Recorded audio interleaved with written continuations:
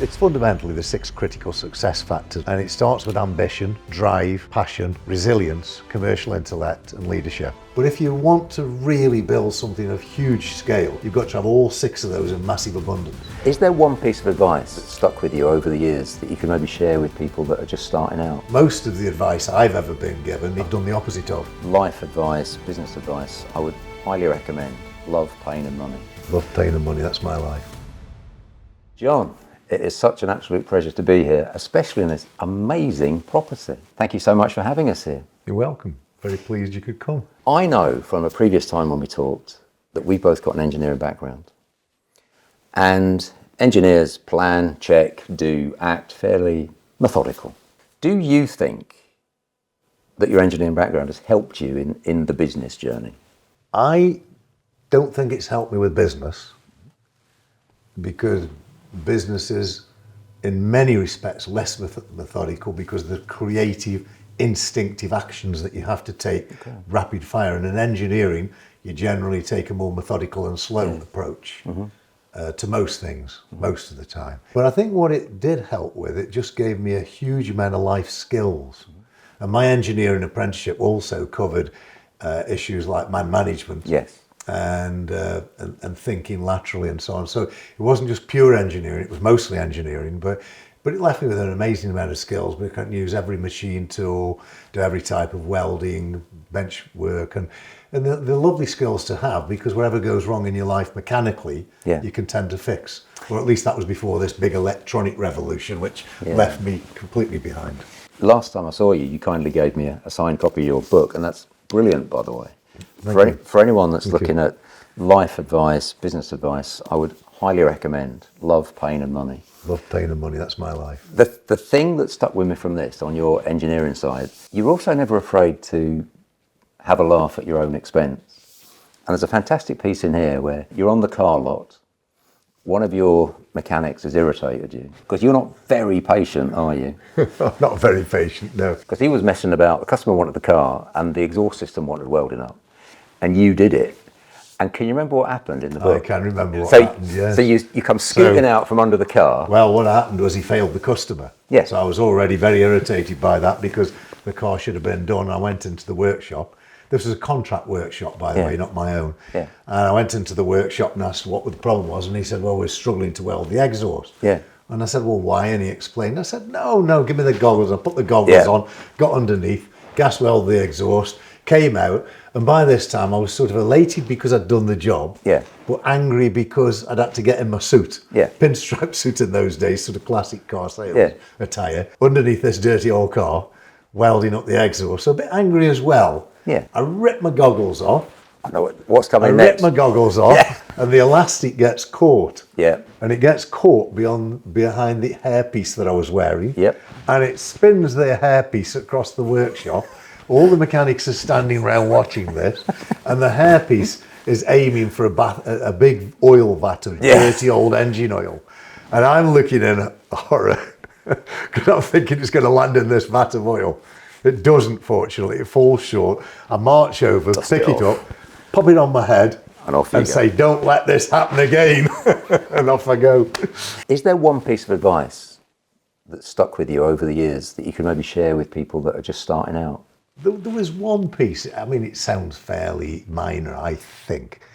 I ended up going to a young president's organisation, which they wanted me to join. I went to see what it was all about, but found out there was no philanthropic aim to it. It was just wealthy people or successful people just massaging their own egos, or at least that was my viewpoint. So any of your YPO listeners are probably not going to be very pleased with my description, but that's the way I saw it. There's nothing wrong with that, but it wasn't my bag to go and be self-congratulatory with everybody. But there was a guest speaker, I can't remember who he was now.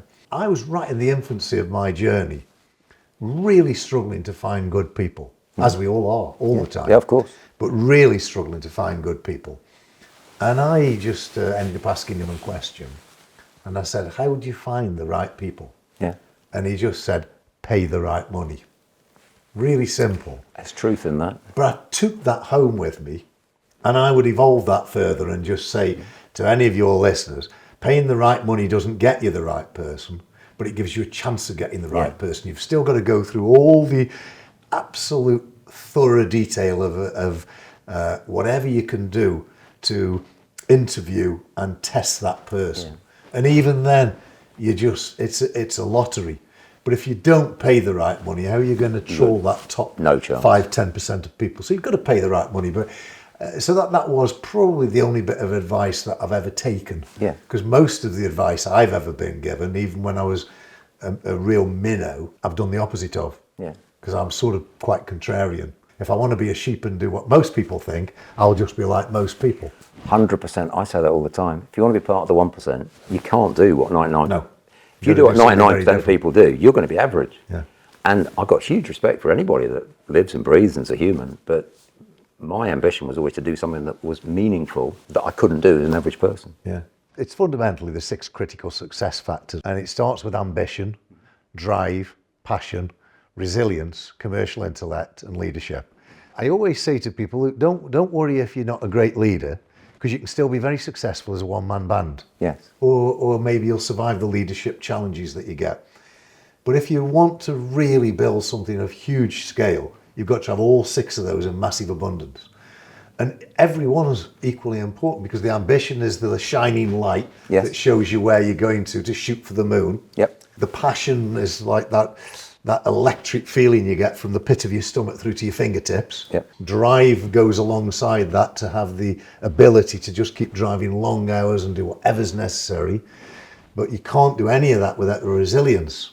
And I've seen so many of my employees who were passionately got all the qualities they needed, but they didn't have the resilience, and the health started suffering. And it wasn't through me driving them, it was their drive to perform within an environment that gave massive opportunities to succeed. And the harder, the better, the more efficient, the longer hours, the better you were going to be. And it was up to them. I didn't tell them that. No. It was up to them, and the health suffered. So that was the resilience. Then you come to commercial intellect, which I've tried to describe to people. It's nothing to do with ordinary intellect. You know, a lot of people from Oxbridge have not got the commercial intellect. They've got a different intellect. Yeah. Commercial intellect it's still an intellect, because I think you've got to be intelligent to have commercial intellect. But I always describe it as take a playing field, a football playing field, and just tilt it a little bit in favour of you, so that the ball is always going to go in the opponent's goal, all other things being equal. That is what commercial intellect is. Being able to turn every deal round to be slightly better than it would have otherwise been, or slightly better than anybody else might have done. And the final bit is the bit that you don't really need to be successful, but you do if you're going to have huge scale, is the leadership.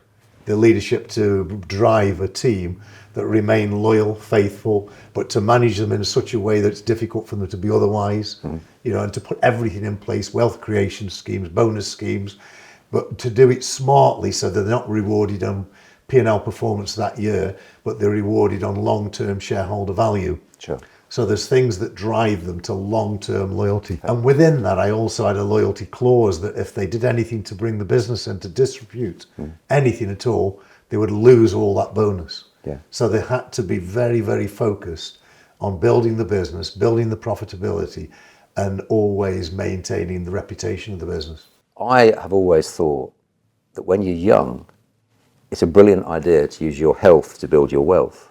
And then once you're more mature, you use your wealth to shield your health. But most people don't realise what you did in terms of hours. If we take a typical point in your early career, you were doing long hours at the tyre factory.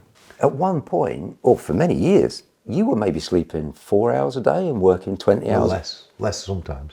When I was on night shift at Michelin, I was working all day and nights till I went to work at night, and then I'd get home at 7 o'clock in the morning and have 2 hours sleep, if I could get to sleep, which I couldn't, because by that time my body clock's saying, well, it's time to get up now. So I couldn't really get to sleep properly either. And it did make me ill, actually. I mean, not ill so I couldn't perform, but I ended up having a mild tranquilizer. I think it was Ativan or something, I can't remember, but it was a mild tranquilizer, because I'd be going round and I'd be retching through my nervous system being shot. It fortunately didn't stop me performing. That's what I talk about resilience. But it was uncomfortable being with people like now and start retching.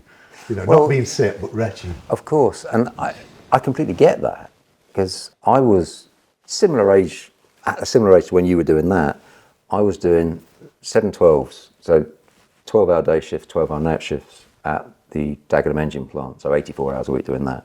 I then had 2 other jobs, and I had decided I was going to be buying houses very early, so I asked myself the question, how can I live for nothing? Now, one of my grandmas was a servant in a big house, so I got a job as a servant in a big house. So I had free accommodation, I had free food, I had no bills to pay. So I had income from 3 jobs and no overheads. The only thing I didn't have a lot of was sleep. Do people still call you lucky? Aren't you lucky that you decided to launch a mobile phone business just at the right time? Did you get that or not? It's a funny question to ask me, because we've been talking about that today. Right. And people are not going to believe this because of the success I've had. Yes. But nearly all of my luck has been bad. And I could almost statistically prove that. And I used an example today. Go on. That I've got a voracious appetite. Yes. And if I go out with a group of friends for a meal, yes, I'll always get the smallest shriveled up steak. It's not a paranoia, it's fact. And I know it's going to happen before it happens. I know that when the meals come along, I'm going to get the meal that I didn't want. And it's nearly it's not every time, clearly, but it's way beyond statistical significance. Okay. But most of my life is like that. Most of the things that happen in my life are negative.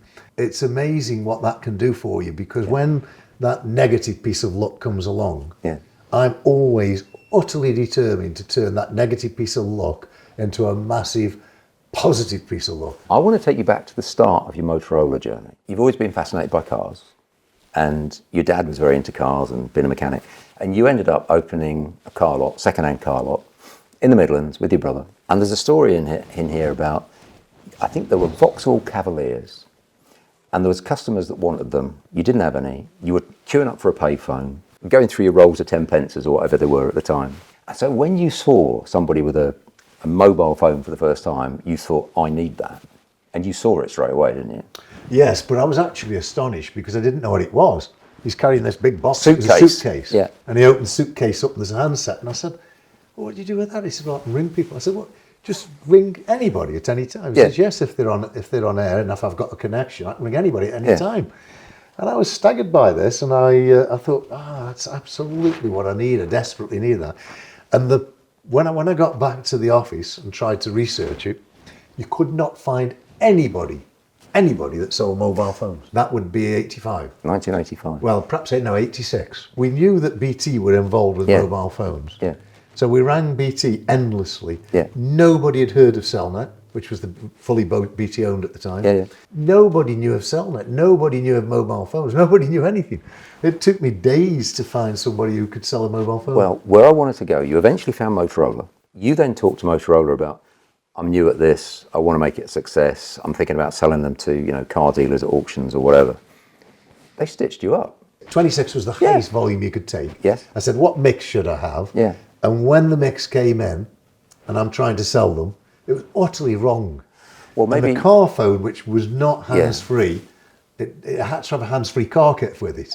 And listen to this for absolute dreadful behaviour on a supplier. Yeah. The car kit bought as a part of the car phone was, say, £50 extra. Yeah. I needed the car kits now.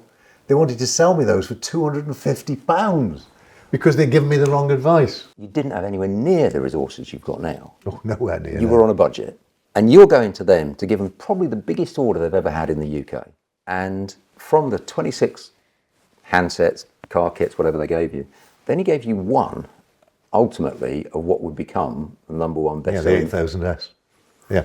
And when you said bad luck, that to me is bad luck, because you've had the right idea, you're at the right time, in the right place, you've gone to the best supplier, and they've given you the wrong stuff. I think there was also an element of my naivety and ignorance then. And, that you do make your own luck to a large extent, but some things go against you that you can't do anything about. Yeah. That that just bad luck. That I probably could have stopped that bad luck by being more knowledgeable to begin with. But I took the Motorola agent, the dealer manager, I took him at his word, what were the best sellers. But the market was moving. Just wrong. Wrong. Yeah. Wrong, yeah. People don't generally discover what they want to do until they don't have to do anything. The work never comes to an end, and I don't see it as work, it's my life. It'll only be health that stops me. Caudwell youth, vulnerable young people, vulnerable young adults that haven't had the best chance in life. 80% of them end up on the right pathway.